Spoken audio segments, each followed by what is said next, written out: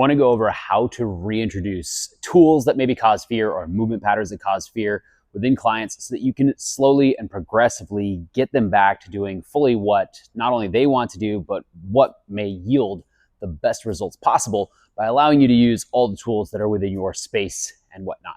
Fear of the barbell. And oftentimes this is newer clients or clients that don't feel as confident. And it's a tool that can elicit a lot of emotion of, I've gotten hurt with this tool before, this is bad for my back, this is bad for my knees, whatever the case, there are these stories of fear that are going through it. So how do we do something about that? First thing is you want to have the client around the tool as often as possible. So finding different ways to reintroduce it. It doesn't have to be a barbell deadlift, bench press, or squat. And so one of my favorite ways to initially start is by having the client be able to do an inverted row. Now, normally you'd set this up the other way, so it's pulling against the rack. But the nice thing is it's a bar, but it really is just not any different for them than a suspension strap, a ring, or a TRX.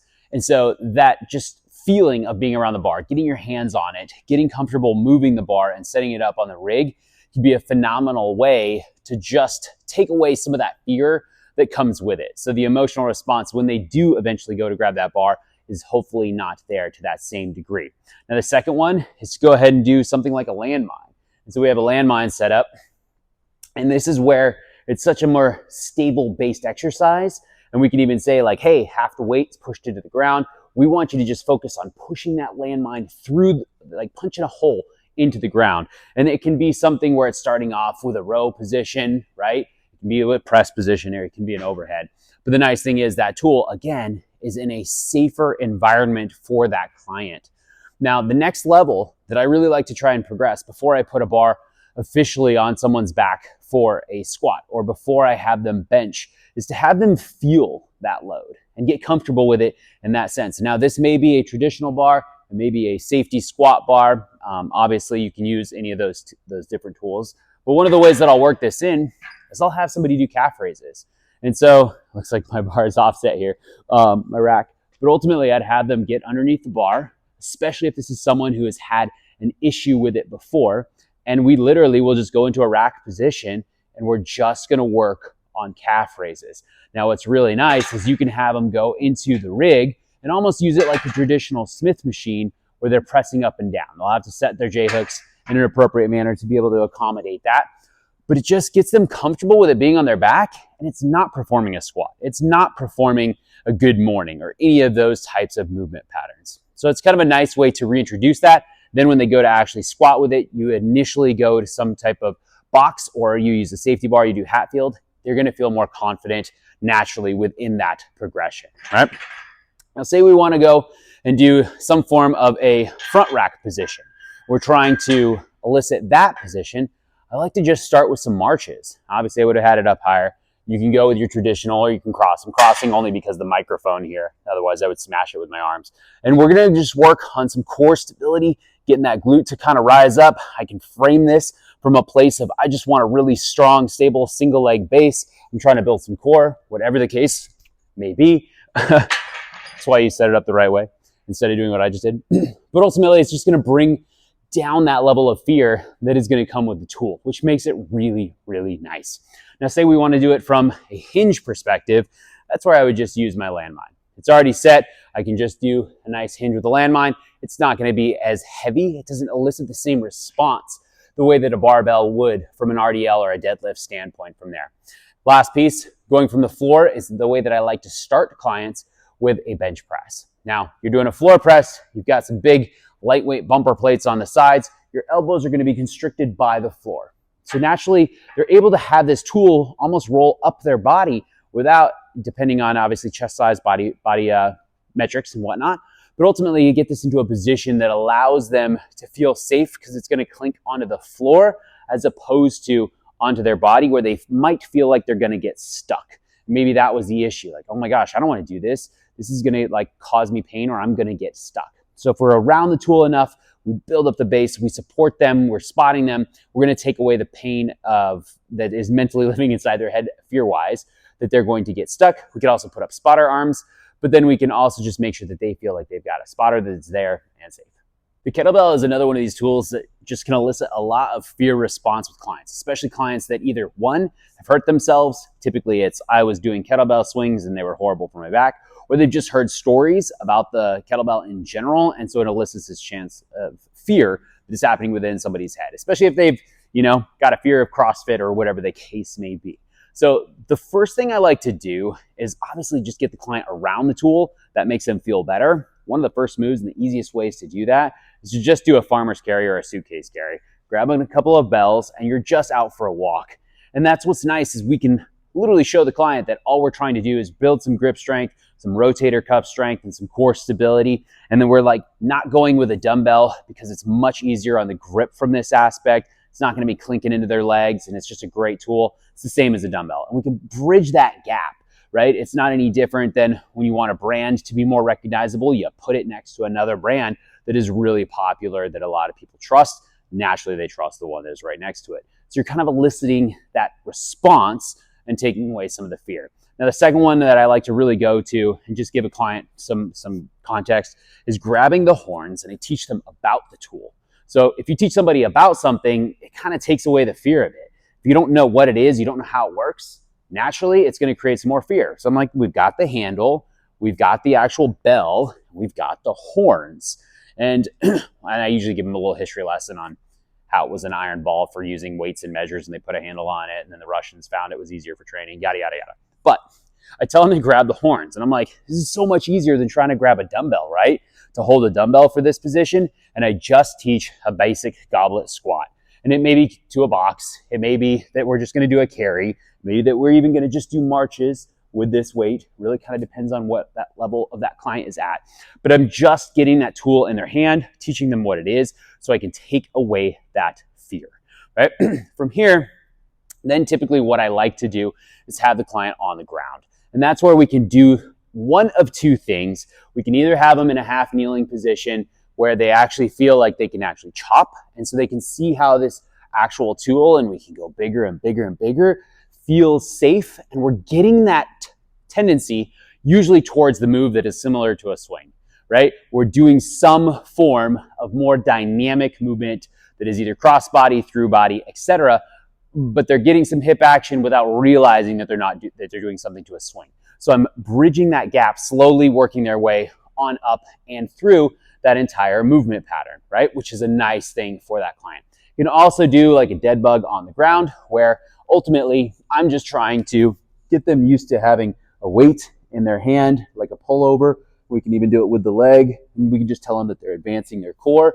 And it's just such an easy way to hold this amazing tool by the actual bell with my hands. And then that way they don't have to use something cumbersome like a dumbbell. It is a better tool for the job. So this is a way that it really works to just slowly, incrementally work that person on up to be able to use this tool, take away some of that fear, and then eventually we can go into some movement patterns like the RDL. Then we can eventually go into a swing.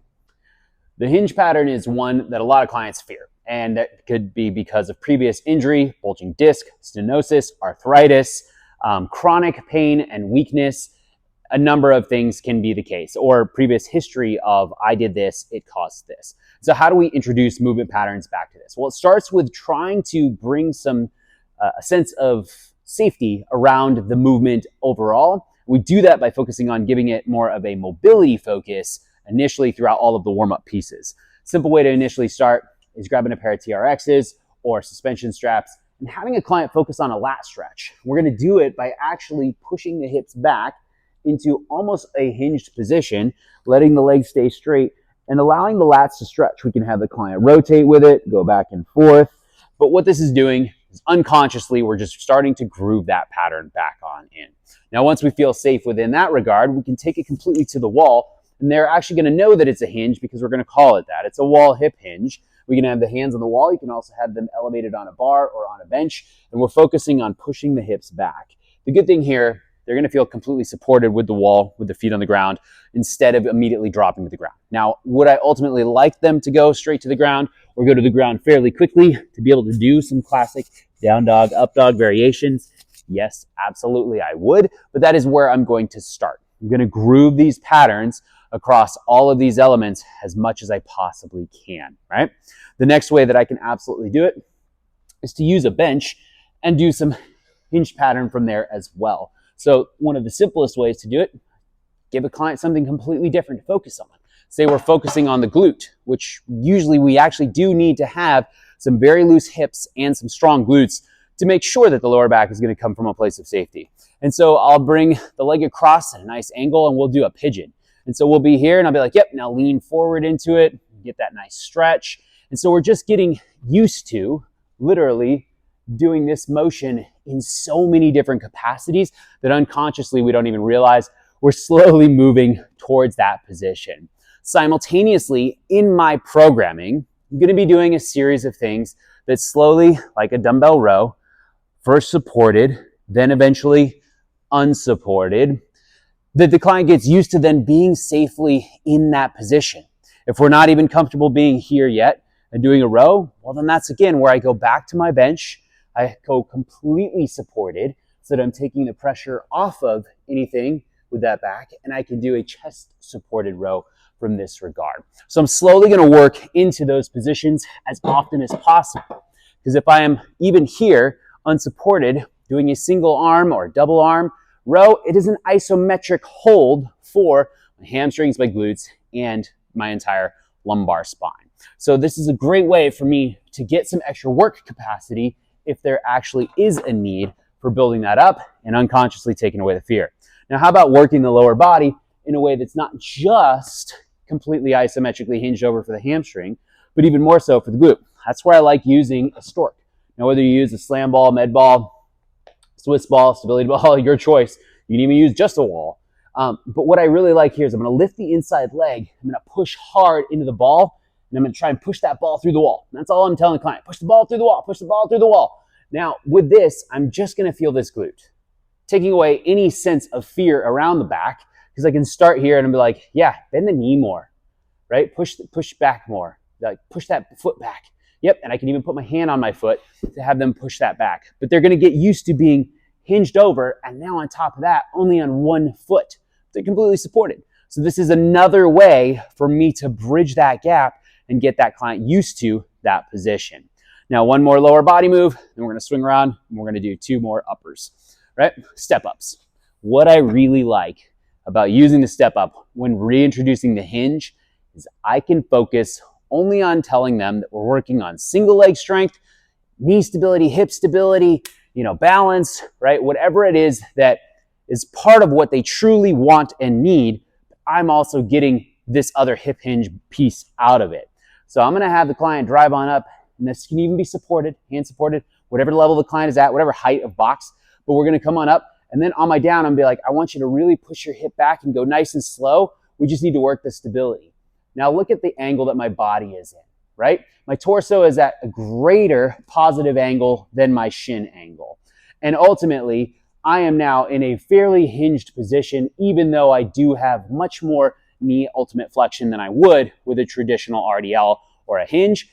But again, I'm teaching my body to displace my weight, my center of mass, staying over my base of support by having my hips shoot back and my chest go forward.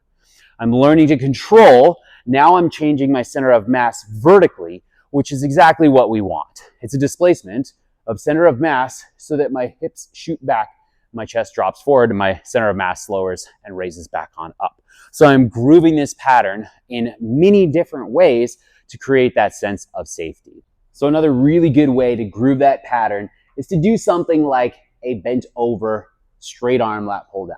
Now, whether you're using a rope, whether you're using a bar, completely discretionary to you based on the other goals that you have for the client. But by this, I can actually be in a slightly hinged over position, and I can just really focus on feeling my lats fully engage. And then this way, even as they come down, I can have them push back even a little further and pull back on up. So it's a great way to just be in that position without even feeling it. Now, eventually, once that client feels good, I can have that cable down low and I can do a cable pull through. That is at a place where the client knows, hey, we are doing a hinge pattern. We are grooving this thing once again, fully all the way throughout.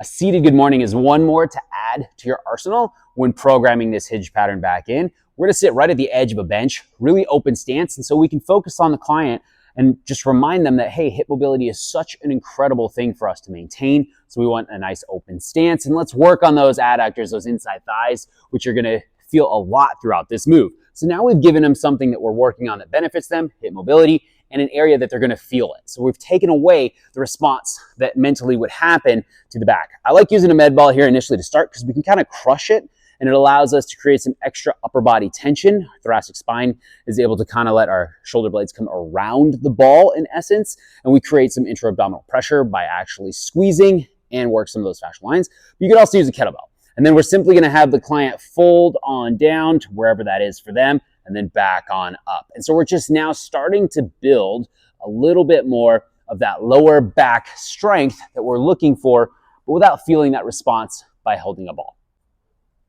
Reintroducing overhead movements, or movements that are more specifically shoulder dominant for someone that maybe has some fear around going overhead, previous injury, tear, or just overall is apprehensive about what it could be. So let's go through some of the ways that I like to kind of bridge the gap, teach a client without even realizing it, that we are okay to do so as long as we are cleared to do so.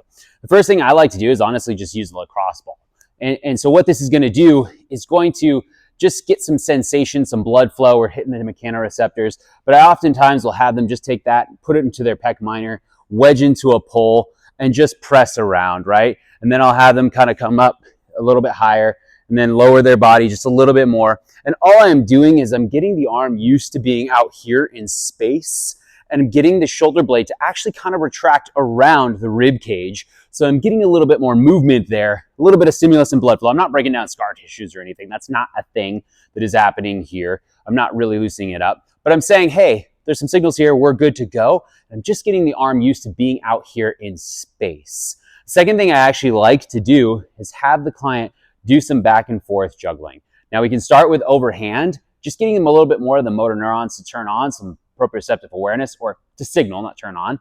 And then if we can work on some single arm drops. And if we can have it so that it's outside that range that they can't even see, now we're really working a lot of the smaller muscles, but also we're just telling them, hey, let's work on our quickness and our reaction. We don't want to lose that. So we can either be out in front and alternate if they need to, or if we can have the arm directly out front, tell them we're working on some shoulder stability and quickness, and then eventually come on out of the peripheral vision so that we're focusing on more of these danger areas. So we get the shoulder more comfortable with being out there, and the brain knows now proprioceptively where the arm is in space. And oftentimes that's a reason it doesn't want to go there, and that's why that client feels very uncontrolled, is there's not a lot of safety that is occurring within that regard.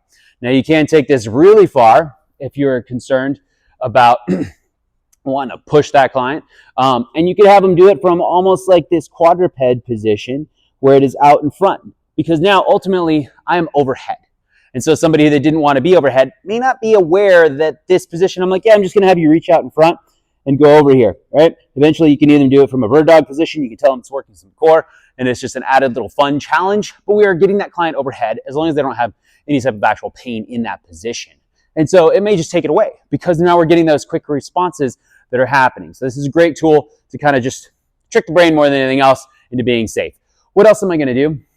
I'd really like to use a down dog, up dog of any form, or a wall hinge, because ultimately I'm going to have the hands on a bar here or against a wall. I just like it on a bar or a bench because then I'm not having to push my palms in and I can just focus on the hinge. And what's really nice here is I'm mobilizing a little bit and I'm ultimately getting the arm up by the head, which they may believe they aren't able to do. And now I'm doing it passively and it is happening and we're able to go exactly where they want to be. Now, a couple other moves that I really like to focus on. I'll take a mini band and we'll do some marches up the wall. So I would be up against a wall and I'm marching my hands up the wall. Another one that you see often within PTs is they're going to do the finger crawls up the wall. Same concept. Works really great because they're only going to go as far as they feel safe. But with the mini band, they're pushing out, so they're getting a little bit more of that deltoid activation throughout the entire movement pattern. So we can really focus on building some stability and strength within the shoulders. Next one we can go with on many occasions is good old kettlebell, bottoms up press. And so we start by just having the client actually hold where they're feeling good. Eventually here, we can even go with a 90-90 position if that it doesn't cause any issues. Or we could just focus on grip strength, marching, we can walk with it. But ultimately, it's going to take away a lot of the fear of the arm being overhead as they're just focusing on grip. which is a great thing to do. And you're not going to be as aware of all of the other elements. We're not pressing it overhead. We're just isometrically holding. That also takes away some fear. All right, so here's one of my favorite go-tos. You're probably going to like this one. I focus on core. And so I love to give a good old-fashioned kettlebell dead bug. A lot of times, kettlebell goes directly over the chest. I tell them we're going to inhale as one leg comes out, arms go across. We're going to exhale, squeeze abs as we come back on in.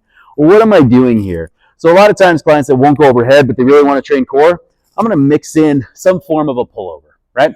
It's going to work to have those arms, slowly teaching how to stabilize when we're in a very stable position because we're on the floor, to get those arms overhead. Works really well.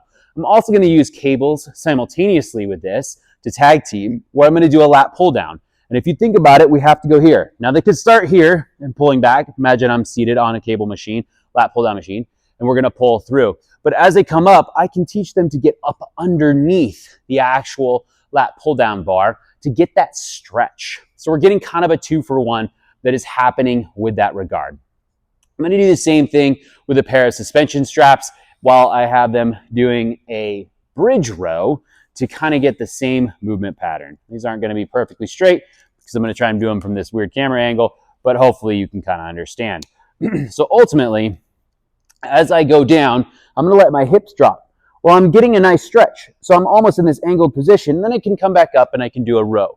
Then I can hinge back on down, and then I can come back up and I can do a row. So again, I'm just trying as much as I possibly can to get a client comfortable with moving their arms through this range of motion that is typically safe. Usually we just want to press, we want to row right within this tiny little range from about 60 degrees to 120 degrees, right? But we ultimately, and that's called our exposure range, our expression range, because we can express the most power there instead of the exposure ranges, which are up here 120 to 180 or beyond, and then back here 60 to negative.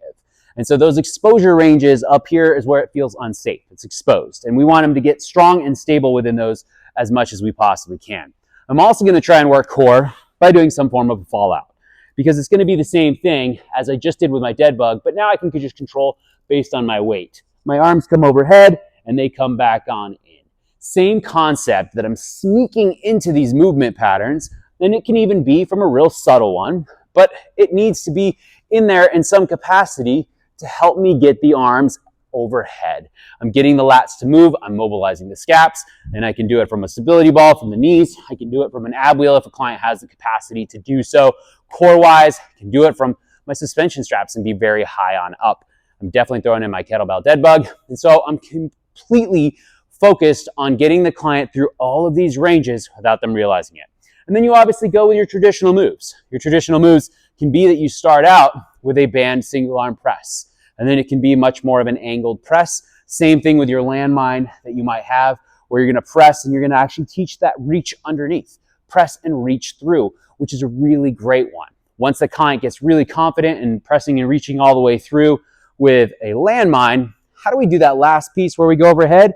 Well, that's where either a Smith machine or a scrape the rack press works really well. So from here, I can use a really light bar, and I can teach them to scrape the rack, come on through the bar, and push back on down. It's really stable. We don't even need weight, even with maybe a 15-pound bar, because we're going to wedge it into the rig. So we're going to take away that fear.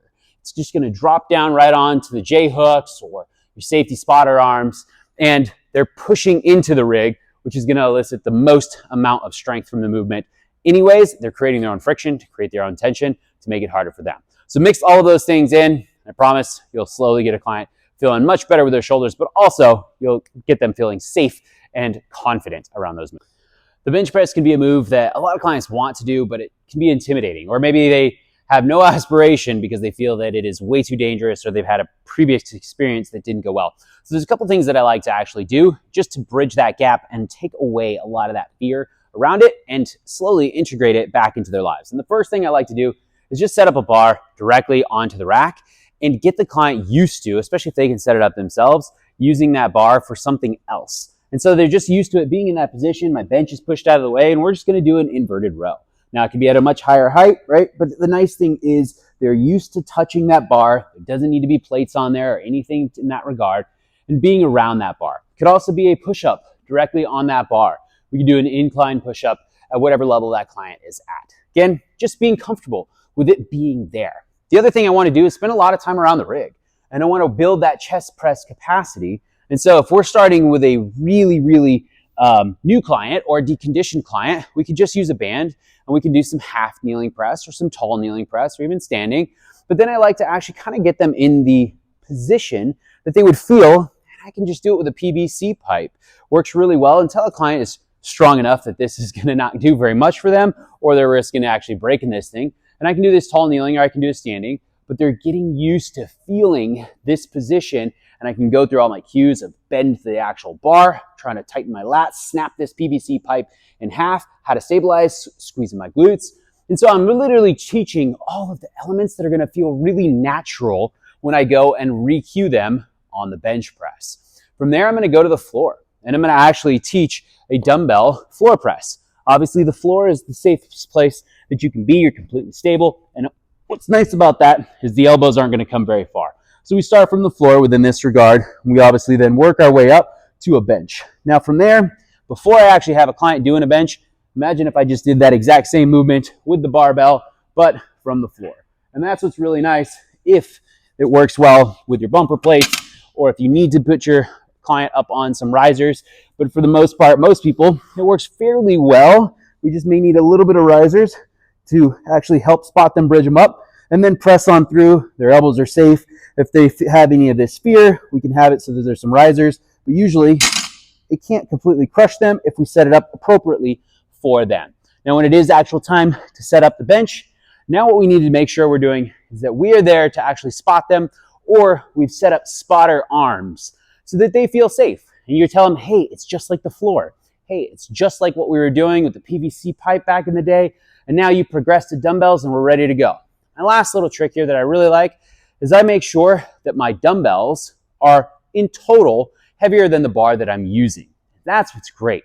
If I've used a pair of 20s in each hand, I've gotten the client up to doing that, even if it's for only 4 to 5 reps, and be like, yep, we're just going to do a single on the bar. We're using a 35-pound bar. You've already done more than this for multiple reps, for multiple sets. You're going to be surprised how easy this is. And so we build in that chance to win them over throughout that movement. Last thing I would recommend is, in the mix of all of that, add some landmine presses, because now you're getting a client used to pressing with a bar, but it usually feels a little bit safer. It doesn't feel as intimidating as a bench press for a lot of people. And so they've already touched a bar. They've already pressed a bar. Now they're just doing it up on a rack and they're ready to go and move into that bench press. The fear around squatting and lunging and knees, or even back, but ultimately squatting and lunging has a lot of fear for a lot of people for a lot of reasons. And so how do we take away some of that fear when we know that we've got to be able to get down and up off of a chair for the rest of our lives if we want to maintain our independence, and if we are ever to fall? A lunge is the base of how we're going to be able to get on up. So it's absolutely a critical move. We work through a few different things. And the first thing I do is, honestly, I don't worry about the actual squat or the lunge itself. And I groove patterns that unconsciously start to build confidence within some of those movements itself, right? And so the first one that I really like to focus on is just giving them a single arm press. And a lot of times this is with a band, with a cable machine, whatever the case may be, but we focus on this split stance position. And I have both feet, it's almost a staggered stance. Both feet are completely flat initially, and then they're just focusing on the press. And it's going to turn on a lot of that stability for someone that is maybe on the weaker side or deconditioned as they're building it on up. And eventually I want to go to the toe, which works out really great. Then I can be like, sink down just a little bit into it. And now we're just slowly building some confidence in this ability to create stability. And that's usually where a lot of the fear is I'm going to hurt my knees again, or I'm going to experience a pain that I once had, or I'm not going to be able to walk tomorrow. And so we want to take that away by slowly building that up. So I'll work a lot of single split stance positions from that regard. The other thing that I want to do too is I'll work a 3-point row, whether it's with a kettlebell, whether it's a dumbbell, but now I'm teaching how to get down low. Yes, I'm teaching how to ultimately hinge while doing it, but I'm loading a little bit of that glute and that quad as I go with that movement pattern. So I'm getting into that down position. You can also do it where I use one foot up. And a lot of times I won't do a box this big, but if I have a good solid shoulder base, I'm gonna be like, squeeze that glute, right? And I'm gonna have you overhead press. And so now we're just creating, again, an unstable position initially and all of these things to build some confidence that we have more stability than we realize. Once we've gone through this couple of sessions and we haven't done any type of falling, like one of our biggest fears, or the knees haven't hurt, back hasn't hurt, we're starting to win some confidence back within those movement patterns. And now we can push towards a little bit more. Second thing that I absolutely love to do, as long as shoulders, again, are capable of doing so, is I'm going to go with a push press, because I'm going to teach how to push down just a little bit and come back up, push down just a little bit and come back up. So I'm slowly teaching that body the ability to absorb force and to produce force through more of an elastic style. Yes, it is more muscularly driven through the legs to actually get the body on up. Now, if they do have any kind of pain within that, then we're actually going to skip that movement. I'm also going to have them on the ground, if possible, depends on your clientele, and then getting back and down and up. Because if I have them even using a bench or a box to get down all the way, at least I can do some movement patterns. And maybe from here, I can actually have them in what would be very similar to the depth of a full squat, where I've got this 90-degree hip angle, 90-degree angle at my knee, 90-degree-ish at my ankle. Obviously, I know these aren't going to be what a true squat is, but maybe I can build up some actual capacity within this. And so if it's a mobility drill, well, maybe it's from here, and I extend the legs and I bring them back down. And I extend the legs and I bring them back down. And I'm building some of the quads, but I'm teaching the leg, obviously at the knee, how to fully flex and then how to extend back on through. Not fully flex, but you get what I'm saying. And then from there, maybe it's just holding, right? So maybe I'm just holding within this. I'm going to feel those hip flexors on fire. I'm going to feel those quads actually start to engage as I'm going from there. And if I can have it so that they are capable of getting back down and up, at least I'm building some of that strength, even if it is using the rig to support me. Now, when it comes time to actually doing the squat, that's where I love to use an assisted tool. So whether it's your suspension straps that you have, TRXs, jungle gyms, any of those things, and I can say just literally hold on as tight as you possibly need to and sit back down on into it and drive on up. And then eventually I want you to use less and less pressure. But if I give them the confidence to fully hold, that takes away the fear that I won't be able to get up. And that's usually what it is. I'm going to get down, my knee's going to pop. Or I'm going to get down and it's going to hurt. Or I'm going to not get down and not be able to get back up. And so ultimately that's what we're trying to do. And then we can focus on the things that really work. Where are you feeling this? Great. We can make the adjustments, to the feet, to the hips, wherever we want them to be. We can focus on how we want full foot pressure and what that looks like. And we can give them some awareness tools. The other thing I like to do with this is I tell them to stare at their feet, whether it's from here, whether it's from giving them a Hatfield. And I want them initially to look at their feet, because a lot of times it comes down to, I don't know what my feet and my knees are doing and where they're going. And so there's this fear response that is happening. So they can hold on to some actual Hatfields, a barbell, whatever you have within your setup, to be able to come all the way on down that is safe for them, and then come back on up. And they can pull themselves up if they need to. So we're giving them these areas of safety. I can focus on what I need to see initially as I'm going. I can also then progress this to a box or use a box simultaneously. So if it is a client that is really insecure, I can bring some pads, or I can have this box as high as possible, and I can have them sit down, and then I can have them use these to help pull themselves back on up. And then eventually we can just work on, hey, control that eccentric, control that down, and then use your help to get back on up. And we're building still some muscle through that entire pattern as we are going. Same thing is going to apply when I'm ready to do a lunge. I'm going to have one foot back. I'm going to usually start with this split squat position and have them go down and up. And then I'm going to do the same thing for my Hatfield. And I may just have a stack of pads. And I'm like, you're going to go down knee to pads. And so we're not going down that far at all. And then we may start the other one where I'm going to start on the bottom and I'm going to push up, and then I'm going to just let the body come right back on down to those pads. And so it's just taking away that fear, because I'm holding on to something, I am stable, and I can build that pattern. Now, if they do still have some pain that this being triggered, be like, oh, okay, cool. Let's shift your weight back. Since it's in the front knee, let's elevate that front foot. Grab a plate, grab a riser, put it underneath that front foot. So if I'm from this position, and I'll just pretend this dumbbell is a nice riser. Don't try this at home. But ultimately, if that foot is here, I've shifted my weight back. Especially if I'm holding on to something, there's less pain and pressure, I should say, that is going to be going through that front foot. And then we're going to be able to come back on up. Now, if it's just one-sided like this, what's nice is even if then we switch and we go to the back foot, then when we put the back foot on the riser, now we tilt our weight forward onto the other knee. And so we're constantly just shifting how much weight and pressure is going to be applied to that knee itself. The last thing I like to do simultaneously throughout all of this is focus on giving them a TKE, terminal knee extension, usually within the warm-up. And what's nice about this is I'm teaching the leg to actually fully extend through the knee. Let me do it this way so you can see better. But ultimately, I'm driving that knee on in. I want to get full extension all the way on through. I get that nice flex of the quad, which is great. And I'm teaching that ability to let it bend and contract. So I'm building some confidence and some strength through the stability of the knee. And then when I'm ready to do so with a much thicker band, maybe even two, depending on so, I can have them actually get to this lean back position and maybe do a Spanish squat. Yes, this band is not enough. You see me forward leaning. But ultimately, that would be kind of my last caveat move before I advance into something a little bit more weighted and beyond. All right, so give those things a try and build some confidence back, and you'll get your clients squatting and lunging in no time.